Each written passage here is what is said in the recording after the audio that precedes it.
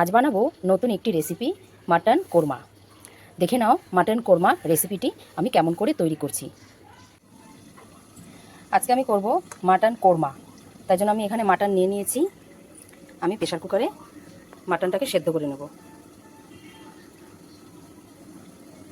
নুন আর হলুদ দিয়ে মাটনটা সেদ্ধ করছি। সেদ্ধ করে নিয়ে ফিরে আসছি। মাটন কোরমা করার জন্য আমি কড়াইতে তেল গরম করে নিচ্ছি। আমি একটু আলু দেবো, তাই আলু ভেজে নিচ্ছি। আলুটা অপশনাল, দিতেও পারো নাও দিতে পারো। আলুটা আমি লাল লাল করে ভেজে তুলব। কড়াইয়ে তেল দিয়ে দিয়েছি। এবার দেবো আমি শুকনো লঙ্কা, তেজপাতা, দারচিনি, লবঙ্গ, এলাচ। তারপরে দিয়ে দেবো পেঁয়াজ, রসুন, আদা পেস্ট। তারপর দেবো স্বাদ মতো নুন, দেবো 1 চামচ লঙ্কার গুঁড়ো, দেবো 1 চামচ হলুদ গুঁড়ো, দেবো 1 চামচ ধনে গুঁড়ো,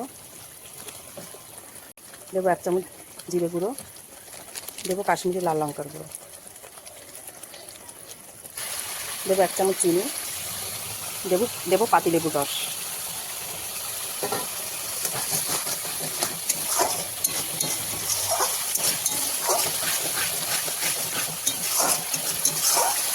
মশলাটা আমি ভালো মতন কষিয়ে নেবো যাতে তেল ছাড়ে। মশলা থেকে তেল ছেড়েছে, এটা দিয়ে দেবো আমি মাটনটাকে মশলার সাথে ভালো করে কষিয়ে নেব।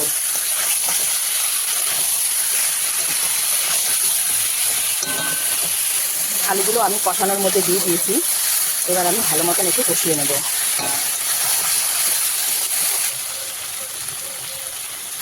মাটনটা আমার কষানো হয়ে গেছে। এবার এখানে কাজু বাদাম, কিশমিশ, আমন্ড বাদাম, পোস্ত এগুলো পেস্ট করা আছে, এই পেস্ট আমি দিয়ে দেবো।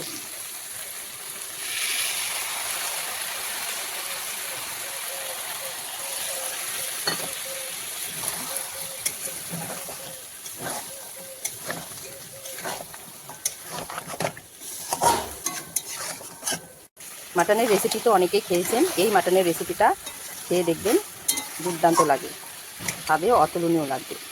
মাটনের কোরমা।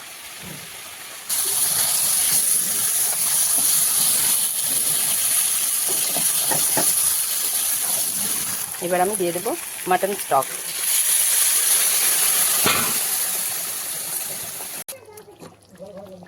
দিয়ে দেবো আমি পেঁয়াজ বেরেস্তা করে বাটা।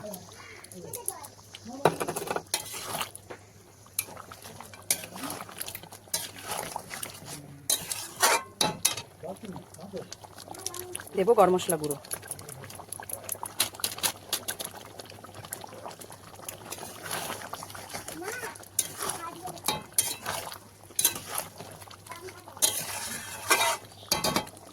মাটন কোরমার রেসিপি আমার একদম রেডি।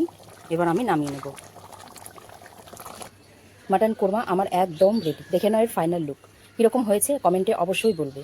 ভালো হলে রেসিপিটি শেয়ার করবে, লাইক, কমেন্ট আর সাবস্ক্রাইব করে আমার পাশে থাকবেন।